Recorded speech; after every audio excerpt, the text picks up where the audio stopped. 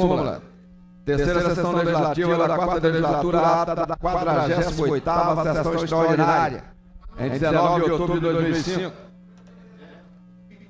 Terceira secretaria, diretoria legislativa, divisão da Câmara Fiel para o plenário. Setor de tramitação, ata e súmula. Terceira sessão legislativa da quarta legislatura, ata da 49ª sessão extraordinária, em 19 de outubro de 2005. Está lendo as atas, senhor presidente. Senhor presidente, questão de ordem. Ser aprovadas as atas conforme leitura do deputado Chico Vigilante. Projeto de decreto legislativo do deputado Brunello, concede título de cidadão honorário de Brasília a Sônia Maria da Silva. Indicação do deputado Brunello, geral secretário de Obras do Distrito Federal, a primação e a pavimentação asfáltica das QR 202 e 212, na cidade de Samambaia. Indicação do deputado Chico Florestas, geral senhor administrador regional de Brasília, a urgente colocação de contêineres nos blocos K e G da SQE 107. Indicação do deputado Chico Florestas, geral administrador de Brasília, a urgente colocação de contêineres no bloco K 210. Indicação do deputado Chico Florestas, geral administrador de Brasília, a colocação de contêineres no bloco K da 410. Indicação do deputado Chico Florestas. Indicação do deputado Chico Florestas. Indicação do deputado Chico Florestas. Indicação do deputado Chico Florestas. Indicação do deputado Chico Florestas. Indicação do deputado Chico Florestas. Indicação do deputado Chico Florestas. Indicação do deputado Chico Florestas. Indicação do deputado Chico Vigilante. Sugere à Secretaria de Estado de Transporte do Distrito Federal providências necessárias para solucionar definitivamente o problema de transporte dos moradores da localidade Vereda da Cruz. Está lido os expedientes, senhor presidente. Peço ao deputado Chico Vigilante para fazer a chamada dos senhores parlamentares para a verificação de quórum.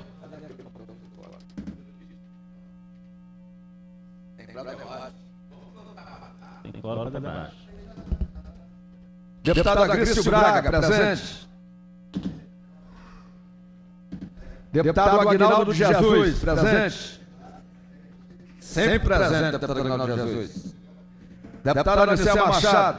Deputado Arlete Sampaio. Deputado Augusto Carvalho. Deputado Benício Tavares. Deputado Brunello. Deputado Chico Florestas. Presente. Deputado Chico Florestas, presente. Deputado Chico Leite, presente. Deputado Chico Vigilante, presente. Deputada Eliana Pedrosa. Deputada Érica Cocai, presente. Deputada Eunice Brito. Deputado Expedito Bandeira. Deputada Evelise Long. Deputado João de Deus. Deputado José Limar. Deputado Leonardo Prudente. Deputada Maria da Guia. Deputado Odilon Aires.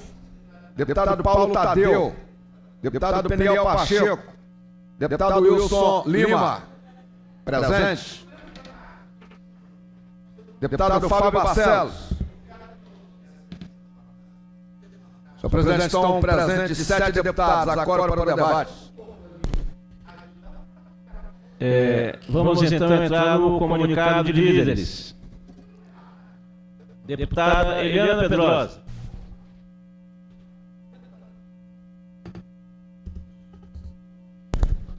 Deputado Augusto Carvalho. Deputado Peniel Pacheco. Deputado Aguinaldo Jesus. Deputada Érica Cocai.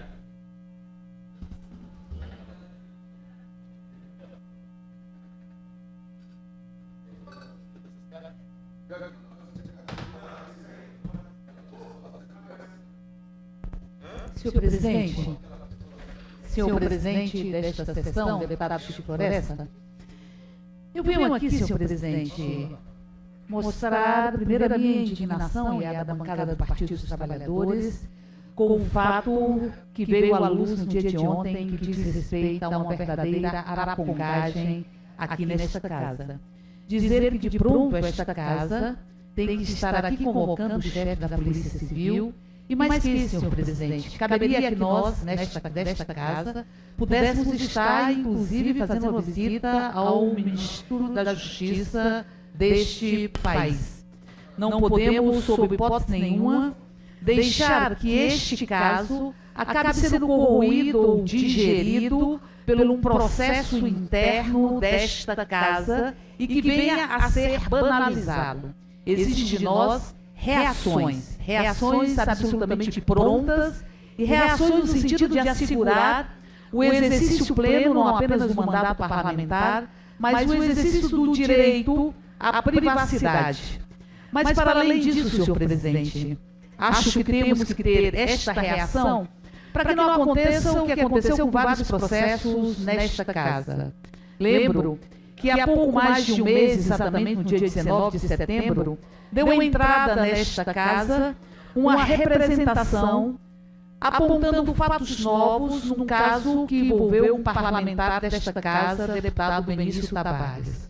Fatos novos que ensejavam, em conformidade com o Código de Ética desta casa, a perspectiva de uma reapresentação de um processo de investigação nas instâncias regimentalmente estabelecidas nesta casa. Isso aconteceu, senhor presidente, como disse bem, há mais de um mês, exatamente no dia 19 de setembro. O Código de Ética desta casa prevê que pessoas, cidadãos, devidamente identificados e com a fundamentação correta, possam adentrar com representações contra parlamentares desta casa a qualquer indício de que houve quebra de ética e decoro parlamentar. Ali foram apresentados fatos novos do processo que já foi avaliado e arquivado pela Comissão de Ética desta casa. Um desses fatos dizia respeito ao acatamento da denúncia do Ministério Público pelo Tribunal de Justiça. E, além disso, foi anexada a esta representação uma fita que não foi objeto de análise pelos parlamentares da Comissão de Ética e nem pela corregedora à época desta casa para análise e avaliação do caso. Portanto, senhor presidente, faz-se de bom alvitre, senhor presidente Chico Floresta, que esta representação siga o trâmite regimental. O trâmite regimental aponta com a necessidade de que ela seja lida, para que oficialmente possa tramitar na Câmara Legislativa. Após a sua leitura, que seja encaminhada à corregedora e, em seguida, à Comissão de Ética. Este é o trâmite. Entretanto, este processo, ele simplesmente se tornou invisível, na medida em que não foi lido nesta mesa, por esta mesa diretora em sessão ordinária. Mas digo isso, e esta é a minha preocupação com relação ao caso de Arapongagem, que aqui tivemos notícia no dia de ontem, envolvendo o deputado José Edmar, porque há também várias solicitações de licenças para processar o governador do Distrito Federal e outros réus, encaminhadas pelo Superior Tribunal de Justiça. Estas representações, essas solicitações de licença, de avaliação de licença, em verdade também não tiveram nenhum prosseguimento nesta casa. Temos aqui solicitações de licença a ser avaliada por esta casa, como prevê não só o regimento interno, como a lei orgânica, que datam do ano de 2003. Portanto, que jazem nesta casa há 2 anos. Há 2 anos.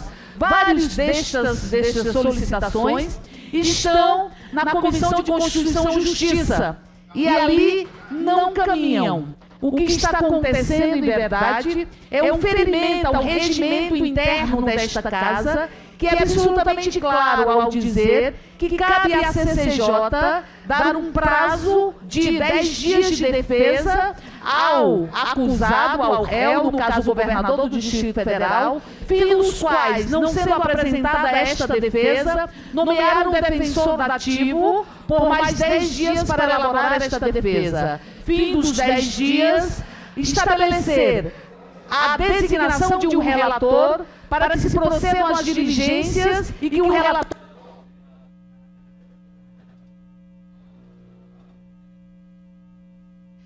e que o relatório seja, portanto, apreciado pela CCJ, que caso tenha um parecer positivo no sentido da licença para que se estabeleça um processo, encaminhar ao plenário desta Casa. Portanto, isso diz o regimento interno. O regimento interno não está sendo cumprido. Isso faz com que seja passível de uma representação no Código de Ética o presidente da Comissão de Constituição e Justiça desta Casa, hoje deputado Júnior Brunelli. Porque o Código de Ética diz que fere o decoro parlamentar atrasar, sem justificativa, os trâmites regimentais desta Casa. Portanto, senhor presidente, venho aqui para clamar apuração e investigação imediata sobre a arapongagem, para clamar que possamos aqui dar prosseguimento à representação feita pela sociedade civil dentro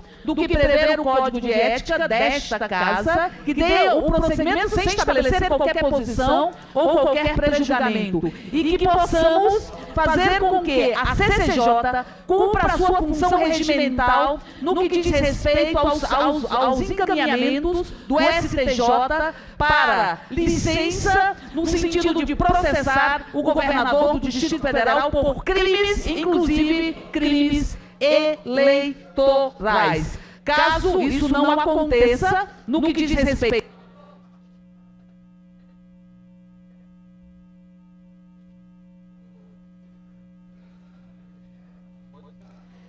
Caso isso não aconteça, no que diz respeito à CCJ, inegavelmente, cabe uma representação por quebra de ética e decoro parlamentar do presidente daquela comissão. Por isso, senhor presidente, peço providências à mesa diretora.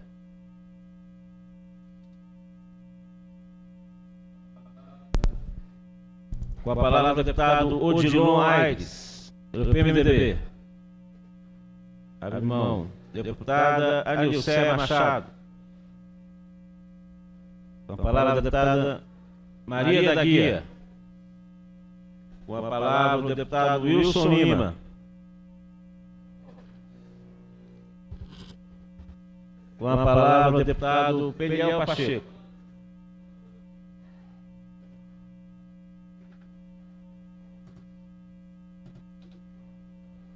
Senhor presidente, senhoras e senhores deputados, eu desejo me pronunciar nessa sessão pela liderança do PDT, tratando dessa questão do referendo sobre o desarmamento no Brasil. Mas antes, eu quero aqui aproveitar esse momento do comunicado de líderes para informar aos nobres pares, aqueles que ainda não têm conhecimento, especialmente a Vossa Excelência, deputado Chico Floresta, que eu tive informações de que o projeto aprovado por esta Casa, eu diria assim, de tríplice autoria, concedendo o nome do Leonel Brizola à Biblioteca Nacional, do Onestino ao Centro Cultural e do ex-diretor e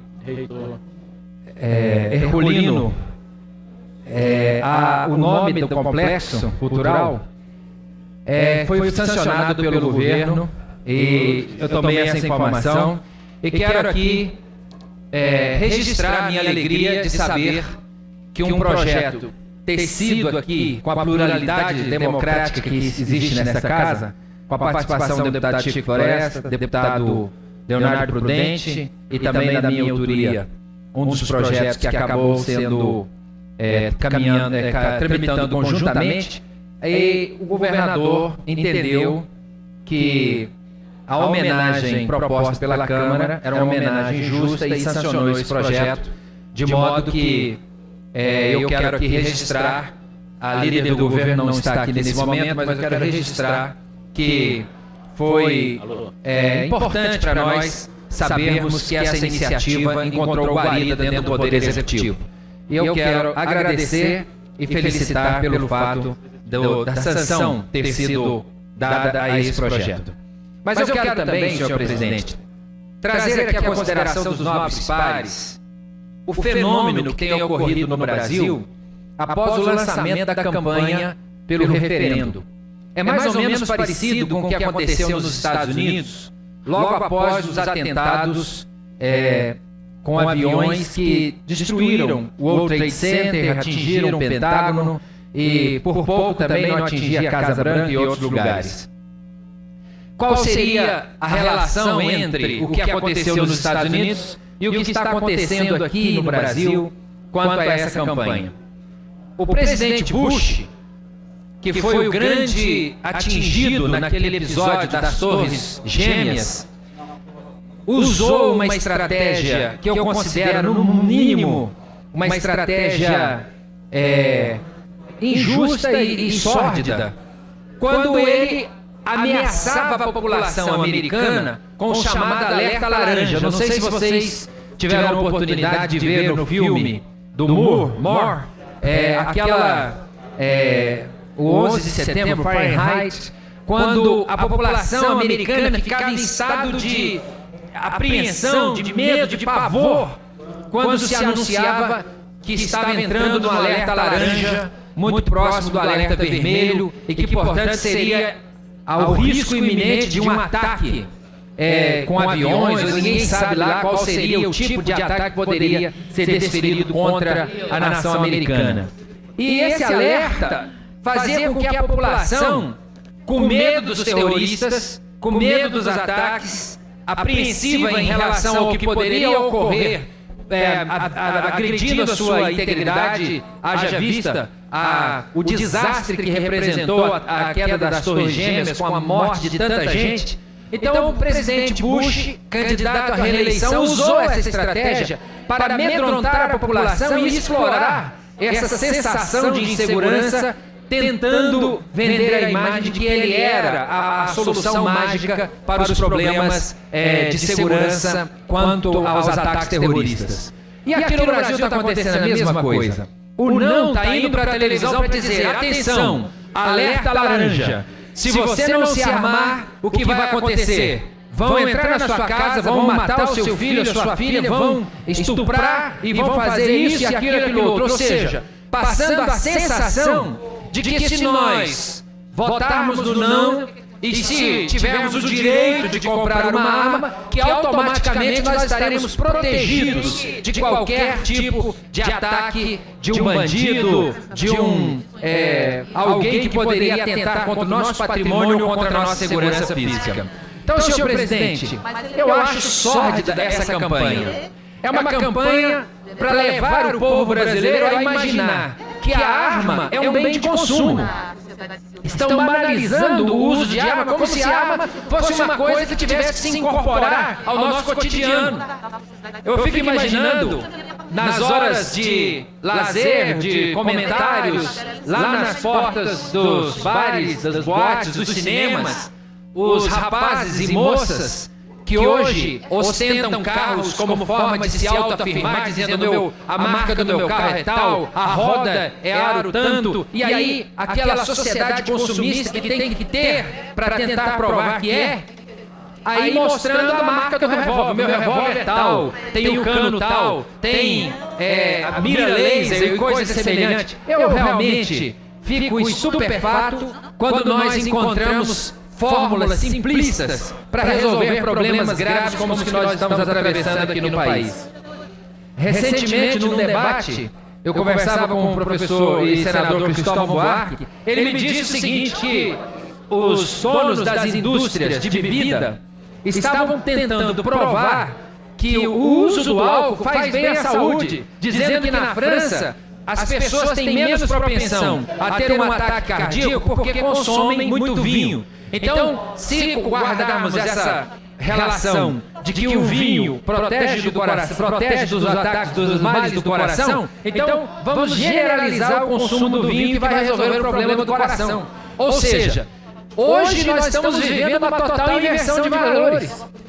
O uso da bebida está sendo vendido como produto para resolver os problemas de saúde. E a arma está sendo vendida como uma chance de resolver os problemas da segurança pública. Não vamos cair nessa armadilha. Eu acho que as pessoas que estão utilizando o horário previsto legalmente para fazer campanhas nefastas de assustar a população com o tal do alerta laranja são pessoas inescrupulosas e que estão agindo de maneira cruel, levando à banalização do uso da arma e ao mesmo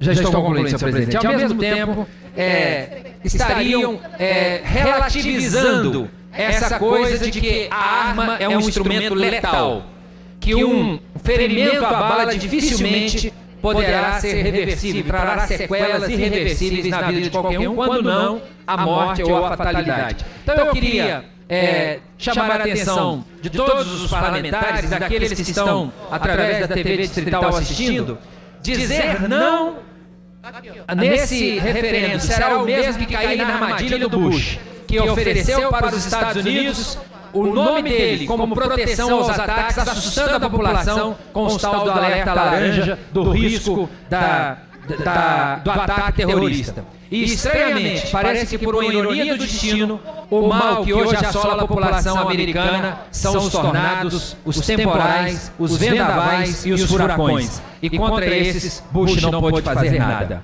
Eu tenho medo que o Brasil viva essa mesma história. Muito obrigado. Com a palavra, a deputada Eliana Pedrosa.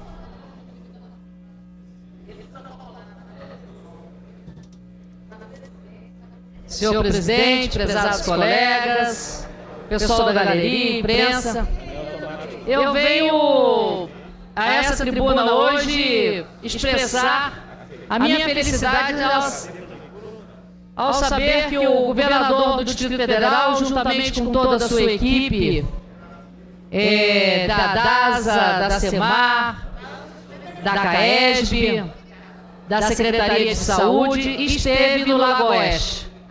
Ontem nós tivemos a oportunidade de subir nessa tribuna e chamar a atenção para a desinformação daquela comunidade.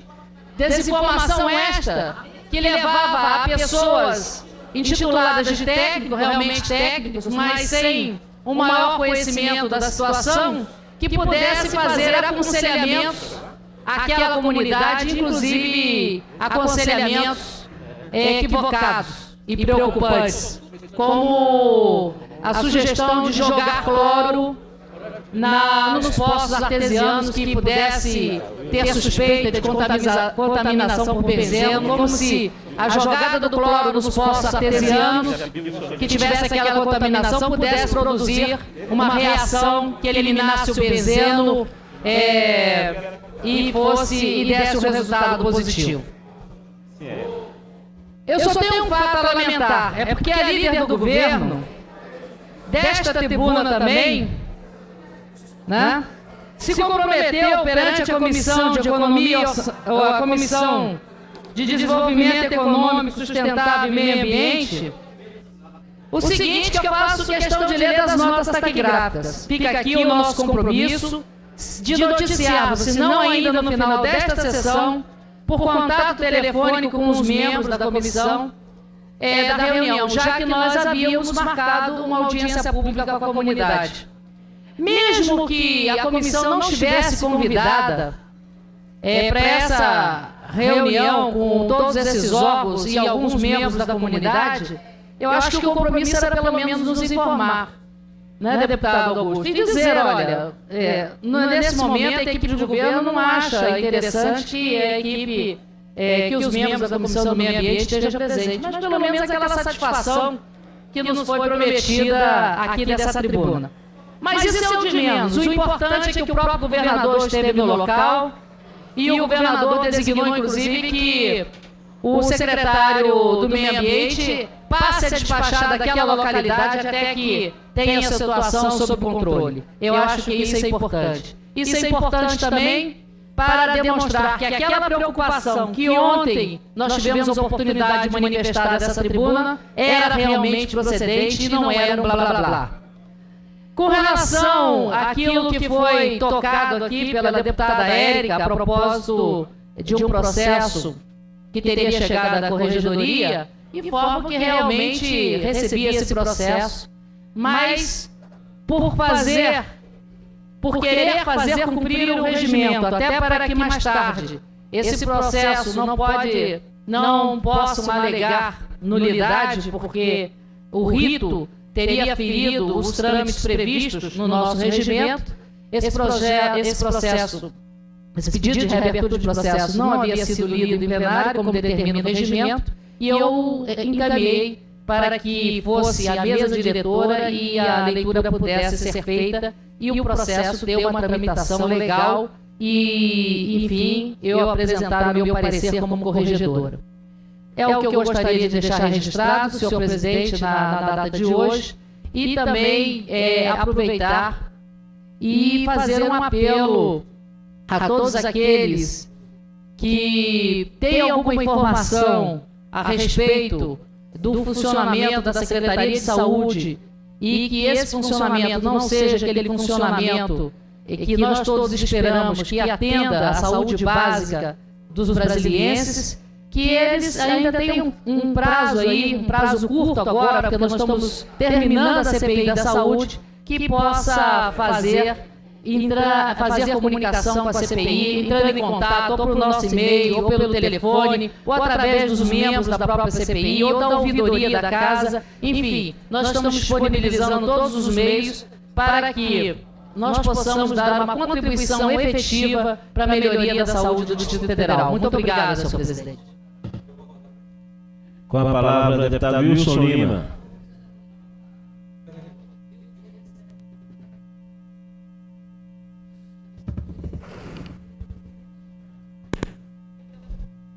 Senhor presidente, senhoras e senhores deputados, imprensa quebradinha, o pessoal que está aí na galeria e as pessoas que estão nos vendo através da TV digital nesse momento,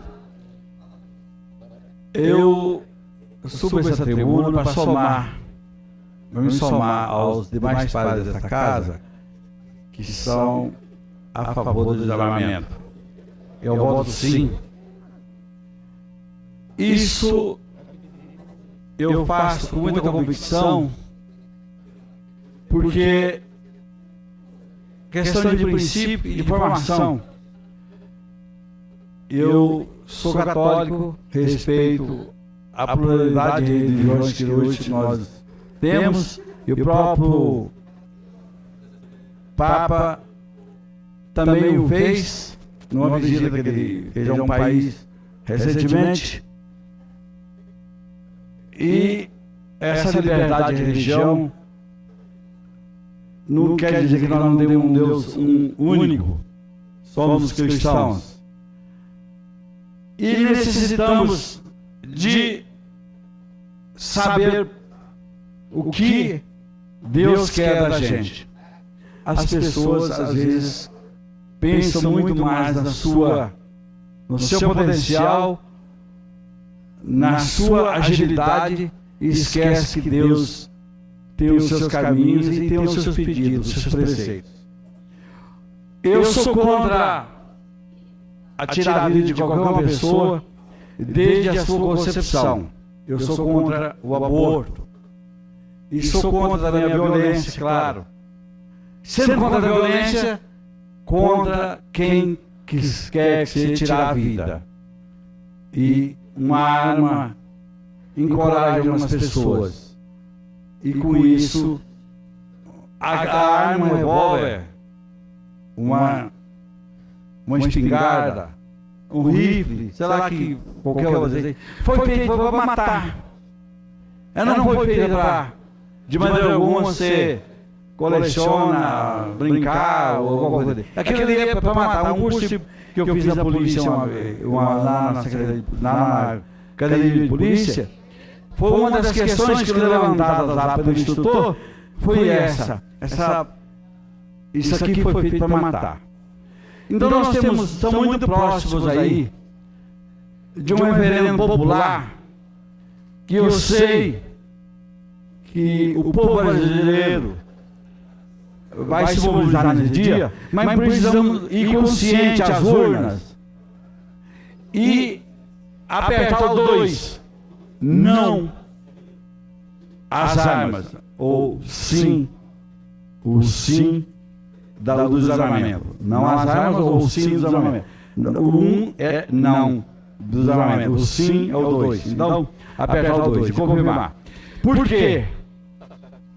Com isso, nós vamos diminuir o número de armas, ou seja, diminuir o número de vítimas, diminuir o número de mortes e, consequentemente, nós teremos o direito, mais uma vez, repetindo aqui algumas pessoas, de alguns parlamentares também que fizeram isso, de cobrar das autoridades a segurança nossa, da nossa família e de toda a cidade. Mas, lembrando que nós somos a favor da vida em qualquer circunstância.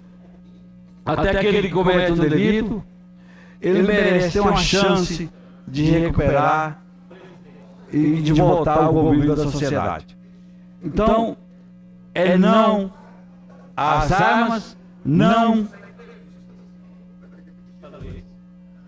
a quem é contra a vida e sim a favor do desarmamento. Eu acho uma graça, acho absurdo aquelas pessoas que estão ocupando um horário previsto, gratuito, e contestar, arrumar várias desculpas dizendo que a população não deve abrir mão do seu direito. Deve sim alimentar a vida em qualquer das suas circunstâncias. Pois, senhor presidente, são essas, eu sei que estamos aí no último dia da semana nossa que antecede ao referendo, mas fica aqui o meu apelo a toda a população católica, evangélica, ou seja, cristã, sim ao desarmamento. Muito obrigado, senhor presidente. Com a palavra, deputado Augusto Carvalho. Antes eu quero registrar que chegou aqui às minhas mãos um memorando do gabinete da deputada titular Alex Sampaio, assegurando uma justificativa de ausência de plenário. O motivo é a participação daquela deputada em São Paulo, numa reunião do Conselho Editorial da Fundação Perseu Abramo, da qual era titular, e também reunião da Executiva Nacional do Partido dos Trabalhadores. Com a palavra, o deputado Augusto Carvalho. Presidente, vou aproveitar a presença do presidente Fábio Barcelos em plenário, dirigir, com a vossa vênia, uma pergunta ao presidente Fábio Barcelos. Presidente Fábio Barcelos. Presidente Fábio Barcelos. Na semana passada fiz uma questão de ordem dirigida a Vossa Excelência, enquanto presidente da... Só um segundo, deputado Augusto. Tem um erro aqui na contagem. Pronto. Relativa a pedido de licença, viu, deputado Fábio Barcelos? Gostaria da atenção de Vossa Excelência, que me parece da mais alta importância da deputada Érica. Relativa a um pedido de licença solicitado pelo Superior Tribunal de Justiça à Câmara Legislativa para que seja processado o governador do Distrito Federal em razão de alguns delitos que teriam sido cometidos em relação à lei de responsabilidade fiscal. Vossa Excelência, naquela oportunidade, se comprometeu a encaminhar imediatamente para a Comissão de Constituição e Justiça da Casa, para que ela fosse apreciada. Já está na Comissão de Constituição e Justiça. Excelente. Porque eu rogo, então, senhor presidente, que Vossa Excelência, o presidente Fábio Barcelos, Vossa Excelência, na condição de presidente da sessão, possa acompanhar de perto o desdobramento desse pedido formulado pela Corte Superior de Justiça, para que, mais uma vez, a Câmara Legislativa não fique desmoralizada em razão de arquivamentos de processos que são da mais alta importância. E falo isso, presidente, não porque me mova qualquer instinto de perseguição ao governador Joaquim Roriz, até porque o que nós vemos no país hoje é uma repercussão muito grande sobre todos os fatos relativos à ética e ao decoro parlamentar e aos esquemas de corrupção que foram montados aí no governo federal. Tivemos, logo após a queda de vários ministros, senhor presidente, tivemos a renúncia de vários deputados federais, líder do PMDB ainda essa semana, o ex-líder do PT também essa semana.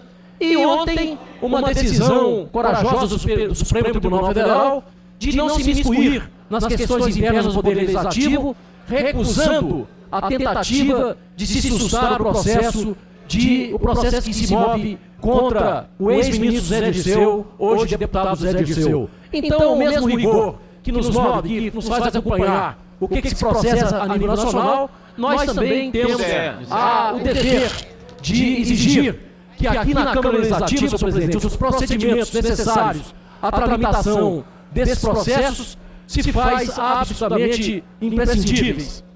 Por isso, senhor presidente, eu gostaria que os membros da Comissão de Constituição e Justiça, particularmente o senhor presidente, que possam apreciar com a maior isenção e a maior rapidez possível essa solicitação formulada pelo Superior Tribunal de Justiça. Por outro lado, senhor presidente, gostaria de me referir à questão que foi abordada anteriormente pela deputada Eliana Pedrosa, e aproveitando a presença da deputada Anilceia Machado. Ontem, nós podemos aqui dizer que a questão do meio ambiente aqui no Distrito Federal, senhor presidente, é uma chaga aberta. Tivemos recentemente a exposição irresponsável, com toda a sua contundência, senhor presidente. O problema do lixo, pior, do lixo hospitalar, tratado de maneira absolutamente inaceitável na capital da República, patrimônio cultural da humanidade. Para recordar, há 30 anos, contígua à área do maior parque nacional do mundo, parque urbano do mundo, o Parque Nacional de Brasília, nós temos uma infâmia chamada lixão estrutural. Há 30 anos vem ali sendo amontoados milhões de toneladas de lixo. A empresa Qualix foi contratada para operar aquele aterro sanitário, entre aspas, senhor presidente, que jamais foi aterro sanitário, aquela sujeira amontoada perto da comunidade estrutural. E apesar de um contrato milionário, a Qualix até hoje não cumpriu grande parte daquele contrato, principalmente o de desativar o chamado lixão estrutural e recuperar a área degradada. Então nós tivemos o problema do lixo hospitalar, que culminou em uma série de atrapalhadas, carretas indo e voltando de Goiás, depois 17 carretas amontoando centenas de toneladas perto do quartel-general das Forças Armadas, senhor presidente, ali no SLU, colocando em risco a população de Brasília. Logo depois, tivemos a interdição de uma das fábricas de cimento aqui da região, a Ciplan, que tem provocado graves problemas ambientais e de saúde pública. Agora, senhor presidente, é o problema do benzeno, motivo da contaminação possível do lençol freático da região da Chapada de Contagem, ali do Lago Oeste. E ontem, senhor presidente, nós pudemos aqui fazer uma conclamação à líder do governo para que o governo se posicionasse, que desse uma orientação uniforme, que difundisse uma orientação para aquela comunidade sobre quais procedimentos tomar e de como o poder público acudiria no caso de uma tragédia ambiental anunciada, se fosse o caso. Hoje parece que o próprio governador, pelo que ficamos sabendo, esteve presente àquela comunidade e não sabemos se o apelo feito para que o...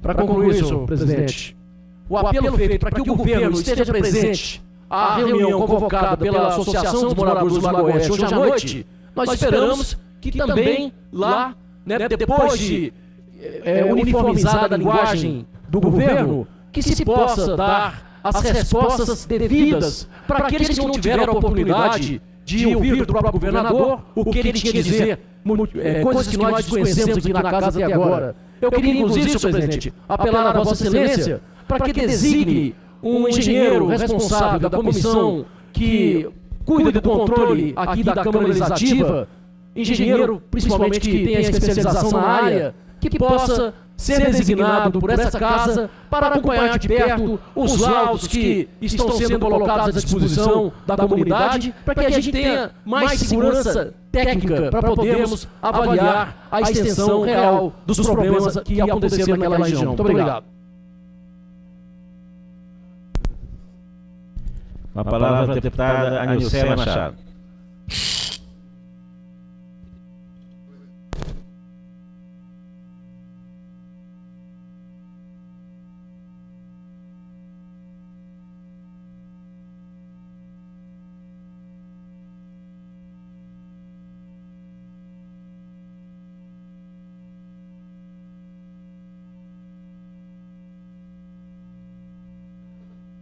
Senhor presidente, senhoras e senhores parlamentares, quero comunicar inicialmente e considero o deputado Augusto Carvalho bastante sensato e que teve um entendimento a quem nos dirigimos na tarde de ontem, após ouvirmos a solicitação da comissão, quando nós informamos que o governo estaria hoje presente no local, ou seja, na comunidade do Lago Oeste, se reunindo com os órgãos de governo, no sentido de estar ali ajustando a linguagem de governo, dando conhecimento a todos os órgãos das ações que estavam sendo desenvolvidas. Mas é importante esclarecer o seguinte: no momento em que foi anunciado, ou que foi naturalmente detectado o fato, o problema, o governo, nas suas mais diversas áreas, começou a agir no local.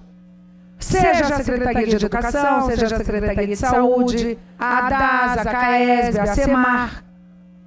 E quando dos questionamentos aqui feitos, naturalmente nós buscamos informações junto aos órgãos de governo e ficou marcada para que hoje, pela manhã, o governo estaria presente na região para promover alguma reunião com a equipe técnica de governo. O governador, por sua vez, decidiu acompanhar esta reunião para se inteirar das ações que o governo já estava desenvolvendo naquela localidade em razão do problema constatado e também adotar as providências que ele então considerasse necessárias. E a reunião que aconteceu hoje pela manhã teve as presenças do governador Joaquim Roriz, da Secretaria do Meio Ambiente e Recursos Hídricos, da Secretaria de Saúde, Secretaria de Educação, a DAS, a CAESB, a Administração de Sobradinho e esta liderança. Todos os órgãos que lá estiveram, os titulares, se fizeram acompanhar de técnicos que já estavam atuando no local. Inicialmente ficou decidido que a CAESB garantirá o abastecimento de água, viu, senhor presidente? A CAESB ficou decidido que a CAESB estará garantindo o abastecimento d'água para toda a comunidade, para o consumo humano. Segundo ponto, a Secretaria de Saúde declarou que, diante dos exames já realizados, não foi constatada nenhuma intoxicação aguda e que os resultados dos exames que estarão sendo realizados, que já estão sendo realizados, a coleta do material já está sendo feita, nós tínhamos uma notícia inicial que os resultados só estariam disponíveis com 15 dias, deputado Augusto. Mas o governador determinou naquele momento que toda a rede hospitalar, a rede da saúde, da Secretaria de Saúde, fosse disponibilizada e que todos os resultados estivessem ao alcance da população no prazo máximo de 24 horas. Portanto, não mais só o Hospital de Sobradinho estará efetuando os exames, e sim toda a rede hospitalar que se fizer necessário. Ainda com uma avaliação médica, os exames laboratoriais acompanhados de uma avaliação médica.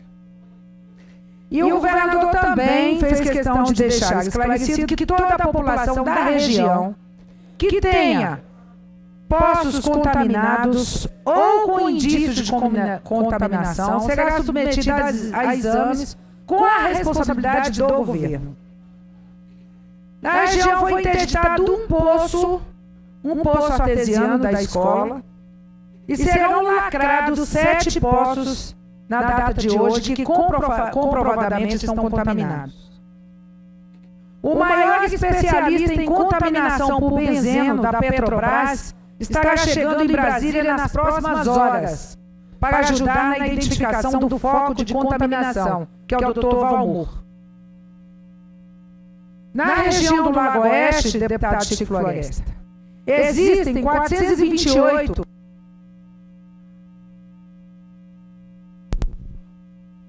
Em função da importância do comunicado de Vossa Excelência, vou lhe conceder mais 5 minutos. Obrigado, senhor presidente. 28 poços rasos que são considerados são cisternas. As cisternas que não têm nenhum indício de contaminação, elas podem ser usadas normalmente. Portanto, todo poço raso poderá continuar sendo utilizado. Existem outros 327 poços profundos que ainda não estão liberados para o consumo. Até que haja a conclusão das análises, eles estarão interditados para efeito de consumo. E é importante lembrar que a CAESB estará disponibilizando água para toda a comunidade para o consumo humano, gratuitamente. Ficou decidido ainda que o secretário do Meio Ambiente e Recursos Hídricos, o Dr. Antônio Gomes, estará responsável por todas as informações e esclarecimentos necessários das ações do governo, com uma central de atendimento na sede da Associação de Moradores do Lago Oeste, com oferecimento de um boletim diário para a população. Concluiu-se ainda que, na data de amanhã, o funcionamento do abastecimento d'água para a escola estará funcionando normalmente. Por quê? O poço da escola foi interditado, todas as redes e as tubulações estão sendo desinfectadas, e a partir de amanhã a CAESB estará abastecendo a escola para que a água seja distribuída pela rede. E algumas horas aulas que foram prejudicadas, a Regional de Ensino estará tratando com os professores de promover a recuperação dessas horas que tenham sido prejudicadas. Enfim, houve lá, deputado Augusto, é bom que fique bem claro, o governador fez questão de estar presente no local, porque ele, quando chegou, não chegou para a reunião com moradores. Chegou, fez uma reunião com o corpo técnico do governo para se inteirar do que estava acontecendo, das providências que estavam sendo tomadas, determinou que o governo desse prioridade, determinou a presença da SEMAR no local e a reunião com a comunidade se dará à noite, quando já existe uma convocação, e o secretário do Meio Ambiente, e a informação que Vossa Excelência nos fez, a solicitação que a comissão fez, que o governo se faça representar para que possa levar os esclarecimentos necessários.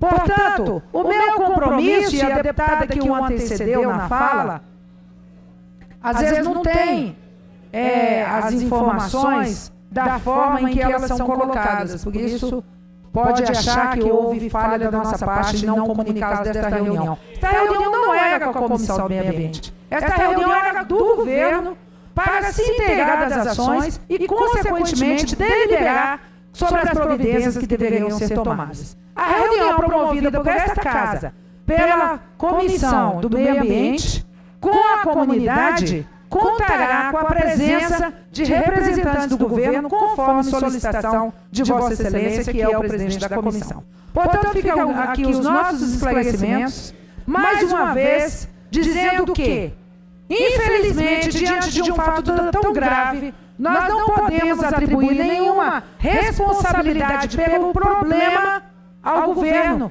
nem aos moradores. Trata-se de uma fatalidade.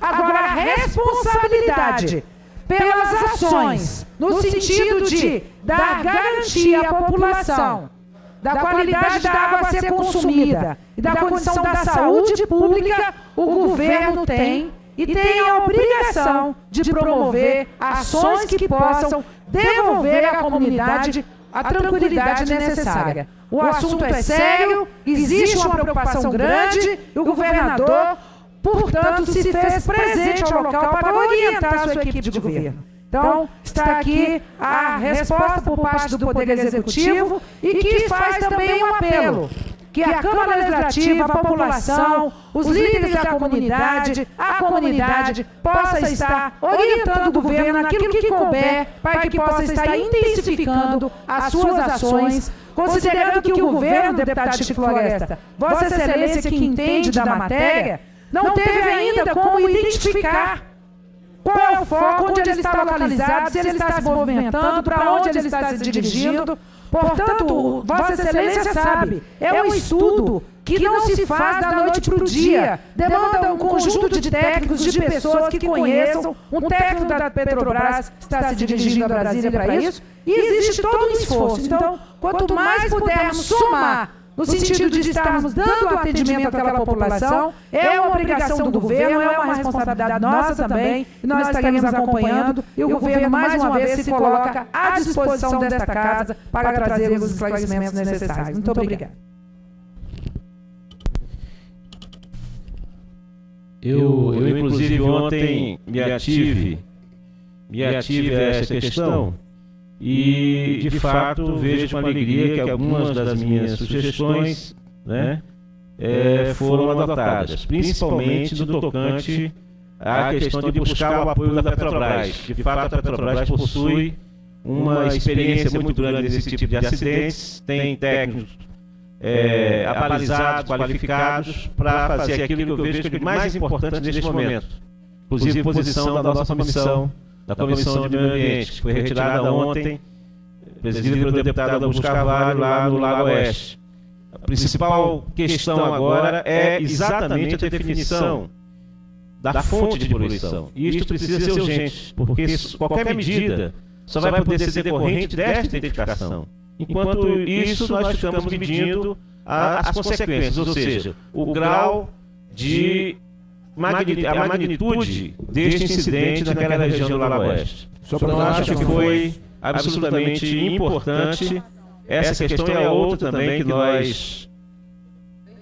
a deputada Lucia está passando aqui, que além da UNB já estava, agora a Petrobras se soma. E também uma sugestão ontem da nossa comissão, que foi atendida, que é a disponibilização imediata de água pela CAESB gratuitamente. Né? Porque nós não poderíamos deixar que, através de um fator econômico, uma parte da população tivesse que recorrer a poço, mesmo com risco de contaminação. Então, acho que foi uma posição acertada. Esperamos, só um segundo, deputado, e esperamos que essas medidas sejam suficientes para identificar a fonte, como eu disse, de poluição, para que nós possamos realmente debater a questão da magnitude dessa intervenção. Antes, o deputado Chico Brilhante pediria para fazer a leitura do expediente sobre a mesa. Mensagem do senhor governador, número 323, que abre crédito suplementar ao orçamento anual no valor de R$ 188.854.906. É essa a mensagem, senhor. Com a palavra, deputado Chico Vigilante. Questão de ordem. Senhor presidente, a minha questão de ordem trata-se do cumprimento do regimento da Câmara Legislativa. Diz o regimento, e isso é norma, de que o presidente, ou o secretário-geral, ou quem estiver presidindo a mesa, tem que seguir religiosamente o que determina o regimento, que é os escritos falam. Depois, se o presidente tiver escrito e quiser falar, sai da presidência e assuma a tribuna e fala. Agora, essa casa virou uma norma dos presidentes que estão ficando dialogando com quem se inscreveu e prejudicando os outros deputados, fazendo um debate aqui interminável. E a gente que chega aqui cedo, escreve tudo, né? Eu mesmo estava dizendo aqui para o deputado Chico Leite, que concorda com a intervenção que eu estou fazendo, que nós estamos prejudicados em função da falta de cumprimento do regimento interno. Tanto eu quero que todos, inclusive Vossa Excelência, quem estiver presidindo, cumpram o regimento. Só isso, cumprir o regimento. Claro, devem cumprir. Agora, deputado Chico Vigilante, quero lhe dizer, se nós cumprissemos o vigilante, o regimento arrisca, religiosamente, o senhor não falaria tanto nessa casa como fala. Não, falo dentro da inscrição que eu faço. Não falaria tanto, deputado Chico Vigilante. Por isso que nós não seguimos a risca. Queremos ouvir Vossa Excelência. Se quando quiser experimentar o regimento, só 5 parlamentares teriam o direito a falar. O senhor é o 20º aqui pela nossa lista. O senhor é o 13º, que é o número do nosso partido, do Partido dos Trabalhadores. Então, deveria ter a anuência de 5 parlamentares, mas concederei, por obra e graça dessa presidência, a palavra ao deputado Chico Vigilante em primeiro lugar. Não, senhor presidente, ainda falando da questão de ordem, veja bem, para cumprir o regimento mesmo, Vossa Excelência chamou os líderes. A maioria agora vamos entrar em comunicar parlamentar. Não, escuta só, Vossa Excelência chamou os líderes. Os líderes não estavam. Portanto, quem não está na hora perdeu o direito de falar. Entre imediatamente na lista de parlamentares. Aí o líder não vem na hora e vão chegando e vão falando. E nós aqui, nós aqui da planície, porque esse negócio de baixo clero não existe, mas nós aqui da planície, terminam não falando nunca.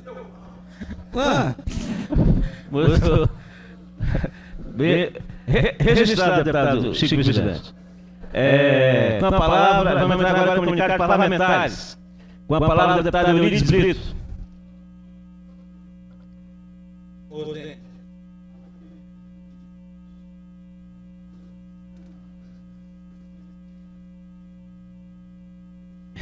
O regimentalista da mesa já está dizendo aqui que a atribuição do presidente toma parte em qualquer discussão.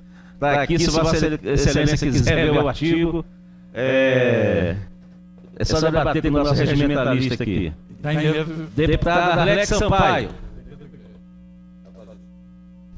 Assim, registrei aqui, bem lembrado do deputado Chico Leite, a ausência justificada da deputada Alex Sampaio. Deputado Paulo Tadeu.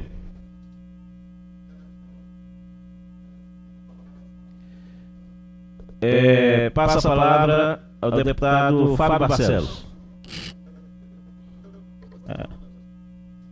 Abriu mão. Deputada Eliana Pedrosa. Deputada Evelise Long. Uma palavra, deputada Evelise Long.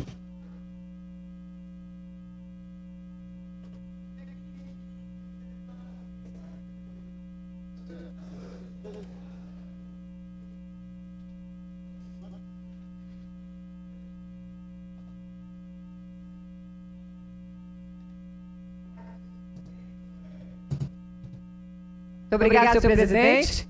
Nós assumimos as minhas palavras do deputado Chico Vigilante e até que enfim chegou a nossa vez que estamos aqui desde cedo. Eu gostaria de registrar que hoje pela manhã nós tivemos uma reunião, foi realizada no auditório do Sinduscom, onde se reuniu pessoas preocupadas com a questão da preservação, conservação e manutenção dos prédios públicos no Distrito Federal. Não só na área tombada, mas de uma forma geral.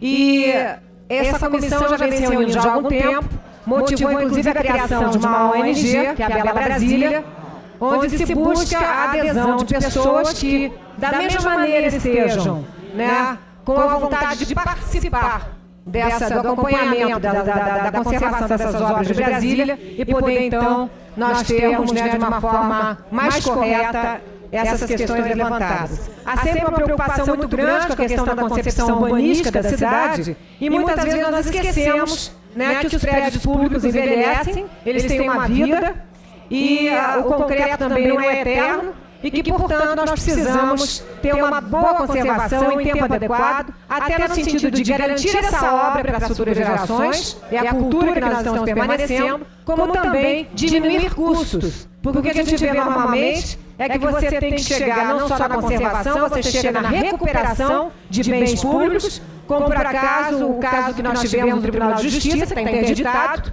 por uma falta de uma manutenção rotineira e hoje, então, está criando não só um transtorno àquele órgão, no sentido de ter que achar um novo local para poder colocar os seus funcionários, mas também gastar um valor bem maior na recuperação. Então, hoje teve a primeira reunião. Eu registro, inclusive, que nós já temos adesão, inclusive, de vários órgãos de governo, como Secretaria de Cultura, Secretaria de Desenvolvimento Urbano, também de órgãos como a Caixa Econômica, a Unesco, que nós já tivemos a condição de visitar, e esses órgãos já se mostraram, inclusive, predispostos até a entrar com recursos financeiros, como no caso da Caixa Econômica, para recuperarmos alguns monumentos.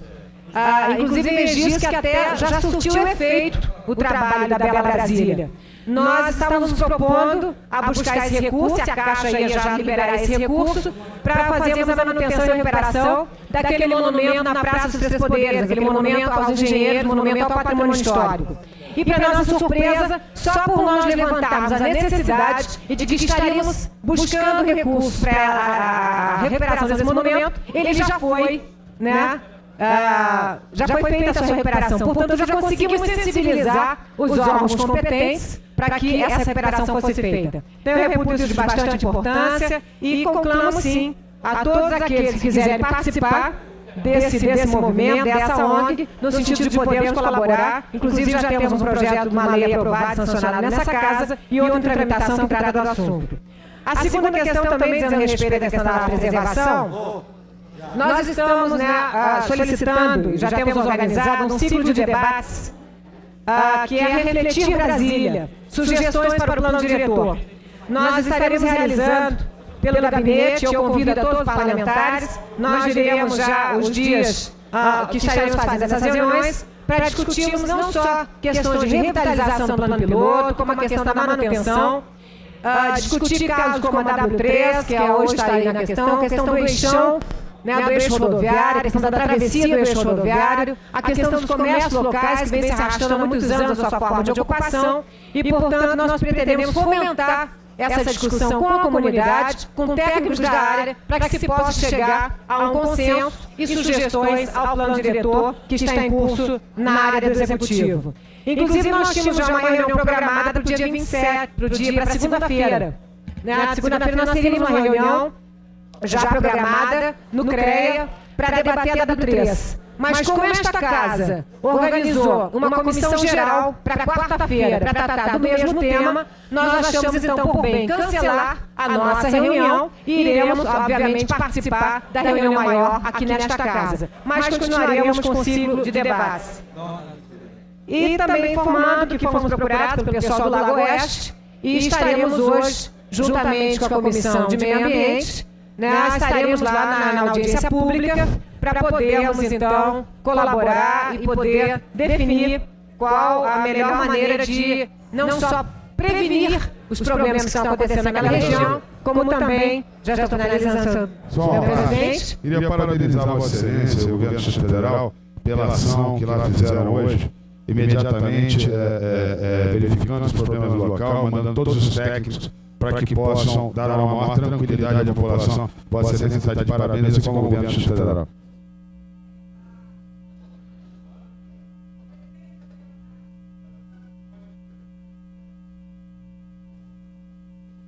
Realmente, hoje nessa reunião estava a nossa líder de governo, a deputada Nilceia, representando a todos nós aqui da Câmara, e nós só temos a parabenizar o governador Ulisses, que toda vez que se tem uma dificuldade, que não seja feita a prevenção antes, ele toma uma atitude imediata, como essa de agora ter o governo itinerante, ter a Secretaria de Meio Ambiente instalada lá no Lago Oeste, para que possa resolver esses assuntos. Muito obrigado, presidente. Essas comunicações nós gostaríamos de repartir com os demais pares.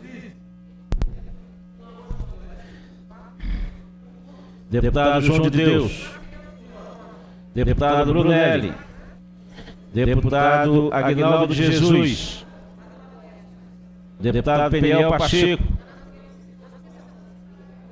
deputado Odilon Aires, deputado José Edmar, deputada Érica Cocai,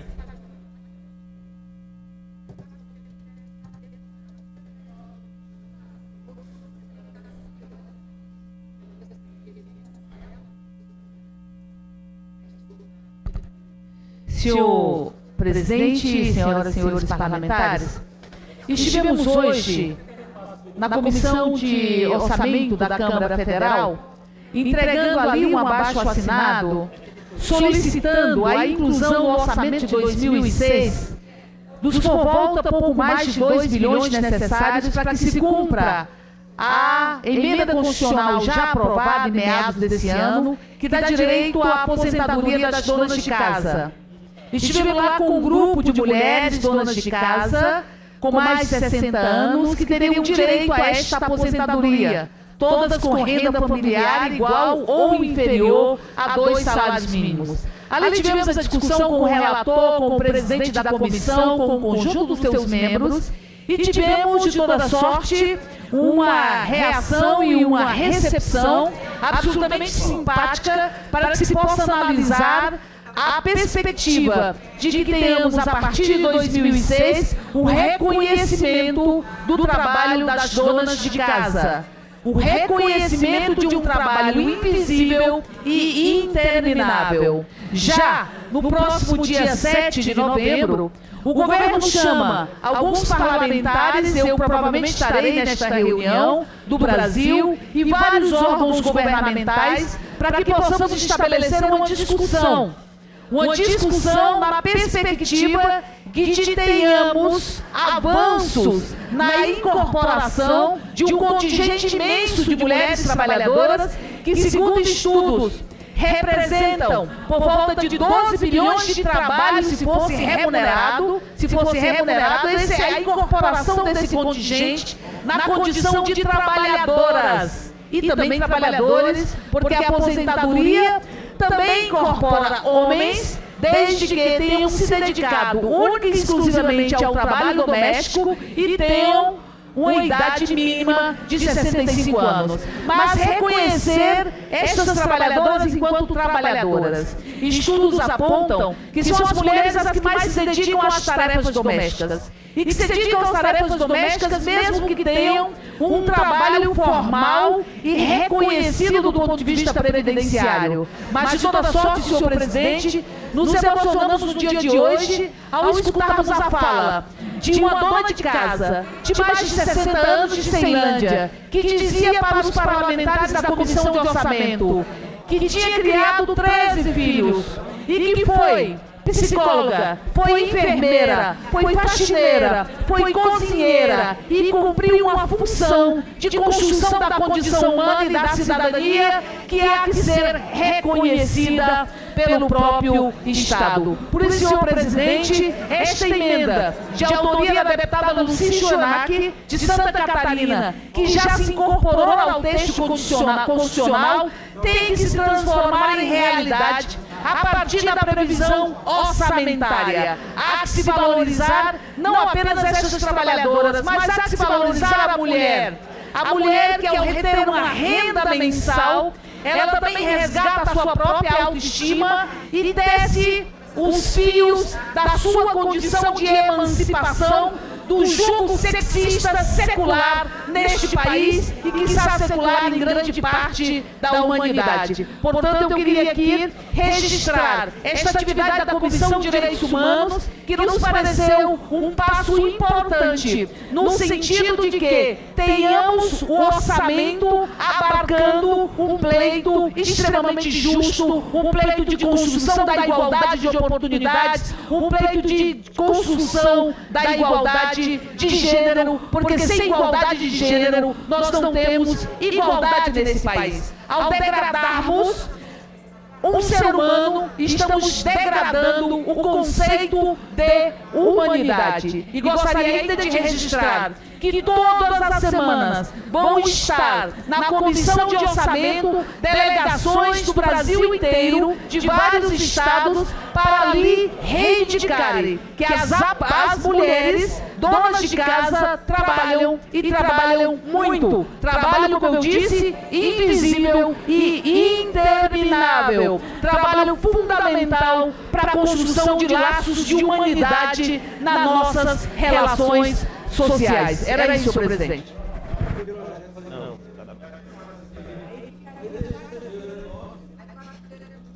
Com a palavra, o deputado Chico Vigilante. Abriu mão.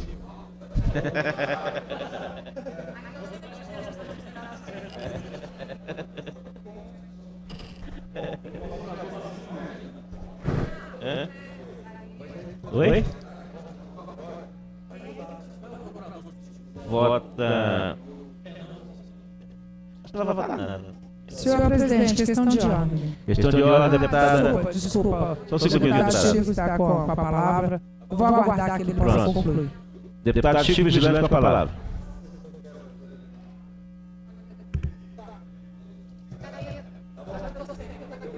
Senhor presidente, eu apresentei um projeto aqui nessa casa, senhor presidente, que foi aprovado, que o artigo 1º diz: é obrigatória a instalação dos aparelhos de ecografia mamária, ecografia transvaginal e mamografia nas unidades mistas do Distrito Federal. Artigo 2º. O governo do Distrito Federal promoverá a instalação dos equipamentos descritos no artigo anterior no prazo de 30 dias. Eu falo na justificativa, senhor presidente, dizendo que tem sido praxe o recebimento no meu gabinete de mulheres que se queixam da falta de equipamento para realizar exames preventivos, ginecológicos, exame do colo de útero e exame de mama nos postos de saúde e nas unidades mistas de atendimento do Distrito Federal. Relatam que quando consegue, com muito sacrifício, submeter-se aos exames em alguns hospitais, aguarda seu resultado por vários meses. O projeto foi aprovado por unanimidade nessa Câmara, deputado Chico Leite. E, para minha surpresa, eu vejo agora, na justificativa do governo do Distrito Federal para a aplicação do veto no projeto, eu gostaria, deputado Chico Florestan, que todos nós prestássemos atenção na justificativa que o governo apresenta para o veto ao projeto. Um trecho, deputado Paulo Tadeu, diz o seguinte: as casas legislativas, muito embora exerçam relevante papel de fiscalização e de representação popular, estando devidamente preparados para exercer suas funções de produzir leis, prestem atenção na gravidade disso aqui. Não detém profundo conhecimento das questões administrativas, políticas e orçamentárias que envolvem o gerenciamento estatal. O que o governo do Distrito Federal está dizendo com isso? Está dizendo que nós, deputados, não sabemos fazer leis. Está aqui, está escrito. É o governo do Distrito Federal, nobre líder do governo, dizendo que nós, deputados, não sabemos fazer leis. Dizendo que nós, deputados, não entendemos de gerenciamento. Dizendo que nós, deputados, somos incapazes. Somos incompetentes. E eu quero dizer ao governo do Distrito Federal que eu fui eleito deputado e eu sei fazer leis. Eu sei de gerenciamento. Eu sei, todos nós sabemos que as unidades mistas de saúde do Distrito Federal precisam dos aparelhos de ecografia mamária, dos aparelhos de exame transvaginal. Todos nós sabemos que é necessário isso para poder combater a proliferação do câncer no Distrito Federal. Mas vem o governo do Distrito Federal agredir essa casa. Está agredindo o deputado Paulo Tadeu, o Poder Legislativo, quando diz que nós não entendemos de gerenciamento, logo diz ele que nós temos que ficar aqui esperando que ele, que é o sabe tudo, mande para a gente aprovar os projetos dele. É isso que ele está dizendo. Nós temos que ficar aqui aguardando, o governo manda e a gente vota aquilo que ele mandar. Eu me recuso a esse papel. Eu me recuso a esse papel. Como creio que os 24 deputados desta casa devem se recusar a esse papel. Por isso, nós vamos derrubar esse veto, que é para mostrar para o governo do Distrito Federal que nós sabemos fazer leis. E mais, deputado Chico Leite, o governo do Distrito Federal disse que é tão bom de gerenciamento, devia o governador ir lá no pronto-socorro do Hospital do Gama para verificar a situação que as pessoas estão sendo atendidas lá. Tem um amigo, o Chiquinho, que é funcionário da Caixa Econômica Federal. A mãe dele foi acidentada esse final de semana passado, numa viagem para Montes Claros, em Minas Gerais, e foi removida para o hospital do Gama. E chegando lá, o Chiquinho me dizia ontem da necessidade de nós, deputados, fazermos uma excursão naquele hospital, uma incursão naquele hospital para vermos a situação do atendimento médico hospitalar. São baratas passeando por cima dos pacientes. São pessoas que estão lá há quase um mês com as membros, perna, braço quebrado de acidentes e que não acontece a operação, a cirurgia necessária, a cirurgia reparadora daquelas pessoas que estão ali. É a falta de medicamento dos pronto-socorros. Eu diria que hoje o atendimento médico hospitalar do Distrito Federal está pior do que os hospitais de campanha que existem no Iraque. Portanto, é uma situação realmente muito grave.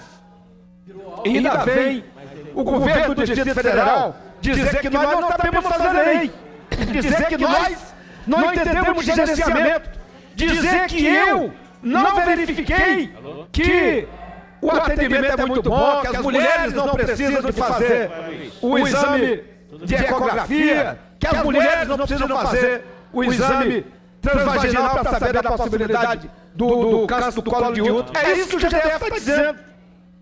E eu quero dizer para o GDF, eu sei fazer leis.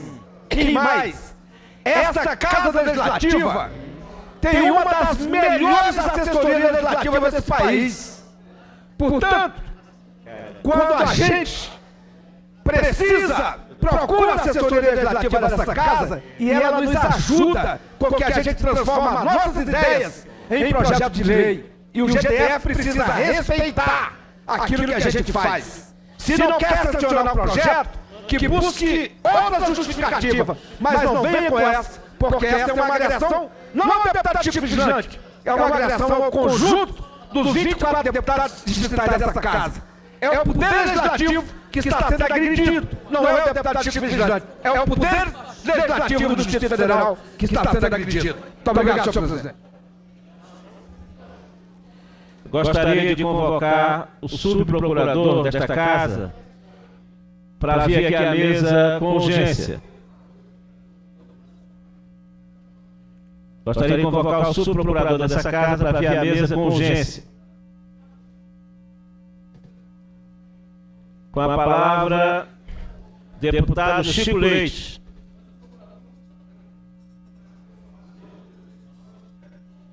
Procurador substituto da casa. Deputado Chico Leite, deputado Augusto Carvalho. Senhor presidente, questão de ordem. Questão de ordem antes da deputada Anelcia Machado. Senhor presidente, eu quero fazer referência aqui às observações feitas pelo deputado Chico Vigilante e concordar com ele no que diz respeito aos termos utilizados na justificativa do veto apresentado ao projeto de lei de número 703, de autoria do deputado Chico Vigilante. Quero esclarecer a Vossa Excelência, deputado Chico Vigilante, que realmente o fundamento aqui para o veto ao projeto, da forma em que foi encaminhado ao governador Luiz, não é a forma mais correta.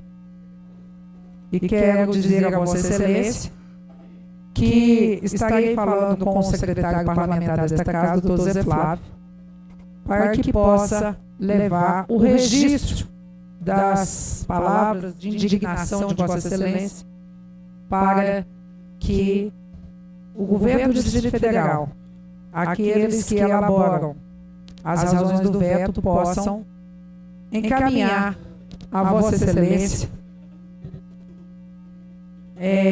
de forma a garantir ao senhor e a todos os parlamentares desta casa que o governo do Distrito Federal, principalmente o governador Luiz, tem um respeito muito grande por esta casa.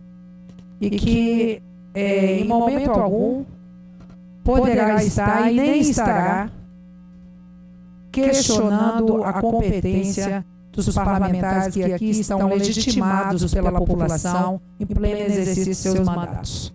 Portanto, fica aqui o nosso registro e estaremos conversando com o secretário parlamentar.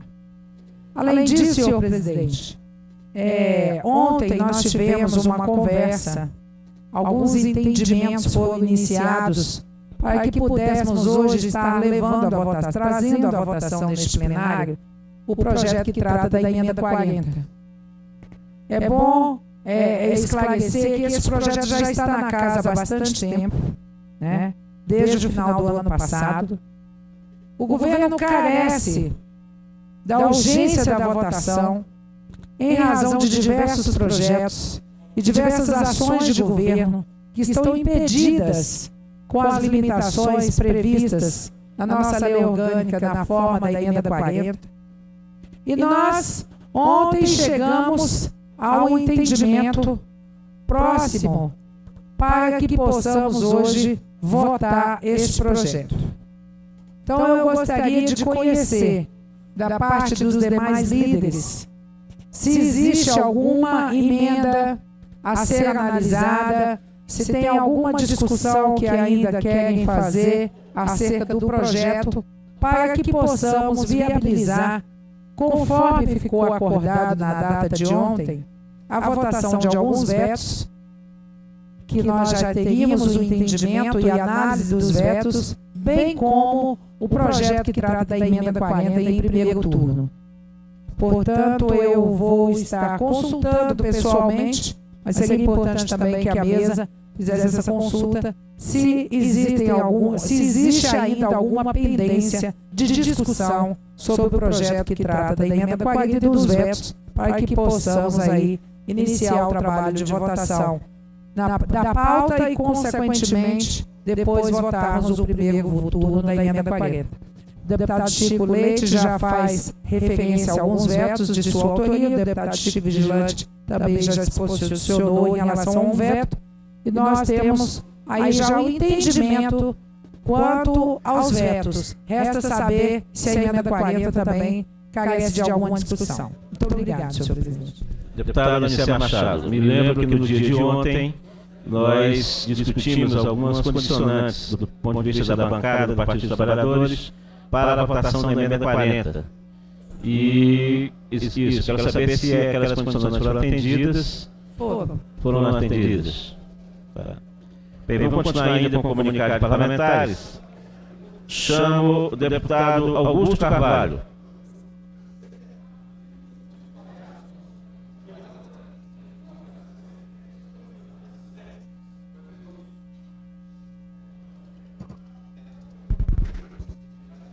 Senhor presidente, aproveitando o tema que o deputado Chico Vigilante colocou em debate e também me louvando na resposta dada pela líder do governo, Anicé Machado, eu quero dizer que vejo o governo anunciando em matérias pagas na imprensa do Distrito Federal comemorações sobre a Semana do Alimento Saudável. Enfim, no mundo inteiro se faz um debate sobre alimentação saudável para evitar a obesidade mórbida que afeta hoje milhões de pessoas no mundo e aqui, particularmente no Brasil. Quero dizer que eu e a deputada Arlete Sampaio fomos autores de um projeto discutido profundamente com nutricionistas, com a Universidade de Brasília, audiências públicas que foram realizadas em diversas ocasiões. Projeto esse que foi aprovado pela unanimidade dos deputados dessa casa, deputado Anicé Machado. E tivemos também a infeliz notícia do veto do senhor governador por uma série de alegações um pouco semelhantes àquelas que o deputado Chico Vigilante aqui falou sobre o nosso projeto. E também alegando vício de iniciativa. Eu quero também, aproveitando já esse momento de debate que o deputado Chico Vigilante iniciou, também apelar a todos para que derrubemos esse veto e essa questão da alimentação saudável, que é imperativo dos dias modernos, deputado Chico Floresta, já que as nossas crianças também precisam, desde o berço, desde a escola, ter o acesso a essas informações que são fundamentais para garantir uma qualidade de vida quando já adultos puderem ter realmente uma inteira consciência das sequelas de uma má nutrição. Mas eu queria aproveitar, senhor presidente, nesse momento que Vossa Excelência me concede a palavra, aproveitar, juntamente com o deputado Paulo Tadeu, o presidente também, Fábio Barcelos, nós queríamos fazer um apelo em nome da Comissão Parlamentar de Inquérito da Educação à Procuradoria da Casa, que até hoje não recorreu ao Supremo Tribunal Federal no sentido de que aquela CPI tenha acesso aos dados sigilosos que estão sendo sonegados pelo Banco Central e pela Receita Federal. Não há CPI que se preze se não tiver quebra de sigilo bancário para se fazer a confrontação da movimentação financeira e da evolução patrimonial das pessoas citadas, senhor presidente. E, portanto, é inadmissível que até hoje a Procuradoria não tenha recorrido ao Supremo para que dê a essa CPI, instrumento desse poder, as condições mínimas de analisar dados que são imprescindíveis à conclusão da investigação e à elaboração do parecer do novo deputado relator Paulo Tadeu. Por isso, senhor presidente, eu rogo mais uma vez a Vossa Excelência, já o fiz há 10 dias atrás, e estou reiterando, porque não é possível que a gente veja esgotar o prazo da CPI no dia 30 de outubro e não tenhamos acesso a essas informações, porque a Procuradoria da Casa não recorreu ao Supremo Tribunal Federal, como já devia ter feito há muito tempo. Bem, deputado Augusto Carvalho, Vossa Excelência me instou para ter uma posição acerca desse assunto.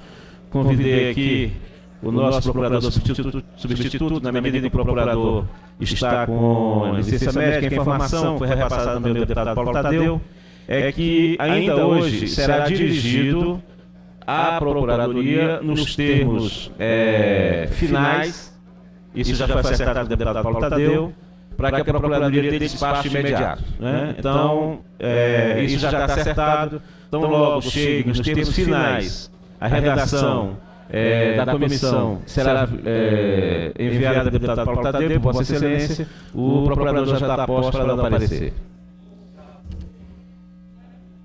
Com a palavra, o deputado Agrício Braga. Com a palavra, a deputada Anilcéia Machado.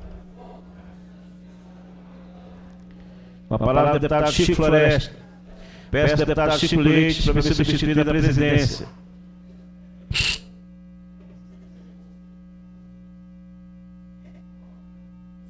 Com a presença do deputado Peniel Pacheco na mesa, peço ao deputado Peniel Pacheco.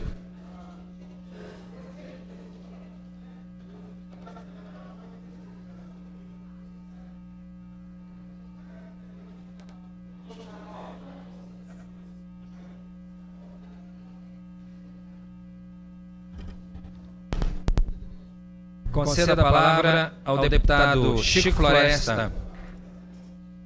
Presidente, em primeiro lugar, eu gostaria de falar mais uma vez acerca do acidente ambiental do Lago Oeste.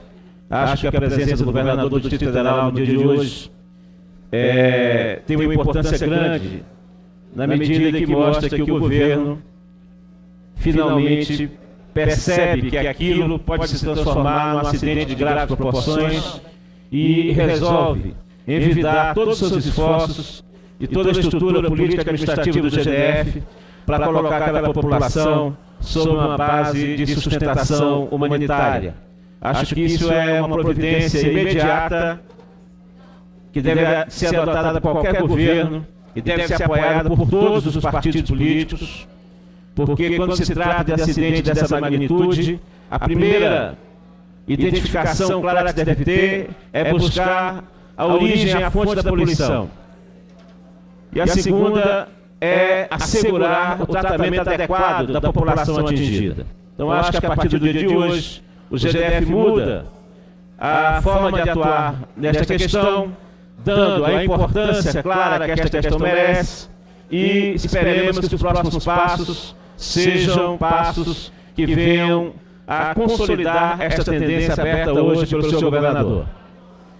Mas eu queria falar sobre um assunto, começar a falar sobre um assunto que talvez a poucos parlamentares dessa casa caiba no primeiro momento uma reflexão. Mas tenho certeza que com o tempo esta reflexão irá aumentar e acredito que esta casa também poderá ajudar nesse debate. Trata-se do projeto de florestas que está em curso, o debate em curso na Câmara Federal e no Senado Federal. Este é um projeto de lei que realmente vem preocupando muito ambientalistas, moradores da Amazônia, pessoas que lidam com a questão do clima, técnicos e cientistas do mundo todo, já que nós sabemos que a Amazônia hoje, cada vez mais, ela tem uma importância no cenário mundial. E essa preocupação precisa escoar para dentro do Congresso Nacional. Eu quero começar a fazer esse debate aqui na nossa Câmara Legislativa. Sei que no âmbito do Distrito Federal são muitas as entidades, as organizações não governamentais, entidades de estudantes, entidades de professores, entidades de técnicos, de cientistas, que também veem com preocupação esse projeto, que é um projeto do nosso governo, do governo federal, do governo Lula, projeto do Ministério do Meio Ambiente. Um projeto que, evidentemente, na opinião dos técnicos do Ministério do Meio Ambiente, tem uma justificação social elevada, na medida que, através de concessão de florestas, técnicos daquele ministério consideram que, com isso, a população da Amazônia poderá oferir fontes de rendas alternativas no processo de extração madeireira. Agora, como engenheiro florestal, eu vejo muita preocupação, inclusive por conta da ideia do manejo florestal, que muitos acham que o manejo florestal bem feito não destrói a floresta. Não é verdade. Numa floresta de mega biodiversidade, como a floresta amazônica, o processo de manejo florestal, a depender da maneira como ele seja feito, ele pode criar uma situação absolutamente diferenciada do que existe na Amazônia hoje, principalmente no coração da Amazônia, que se trata daquilo que nós queremos preservar. Ao retirar uma árvore de mogno, você tem que percorrer 2 quilômetros, 3 quilômetros. Porque na floresta, as madeiras nobres não estão, na floresta amazônica, as madeiras nobres não estão à disposição e em disposição homogênea. Pelo contrário, é uma disposição absolutamente heterogênea. Então você tem que percorrer o interior da floresta para localizar aquelas espécies que são as mais rentáveis no comércio internacional. E a retirada, a própria retirada dessas espécies, não sei se alguém já viu em alguns filmes, através de correntes, acaba dizimando outras espécies que hoje nós não lhes damos importância. E acho que essa é a questão central. Hoje não é dada importância a algumas espécies, mas nada implica ou nada indica que daqui a 20, 30, 40 ou 50 anos, com o avanço da ciência, aquilo que hoje o homem considera que não é de sua utilidade, de utilidade para a sua vida, daqui a 20, 30, 40, 50 anos, pode se transformar, através do estudo científico, das suas propriedades químicas, das propriedades da madeira, pode se transformar em esteios de uma futura economia mundial. Então essa ideia do manejo florestal, essa ideia da concessão no interior da Amazônia, é uma ideia que a mim me parece haver uma grande necessidade ainda do novo debate. Sei que está uma celeridade, quer dizer, a Câmara Federal já tem posicionamento, o Senado também está apressado em colocar o seu posicionamento, mas eu acho que nós devíamos pedir ao nosso presidente Lula precaução e cautela nesse debate.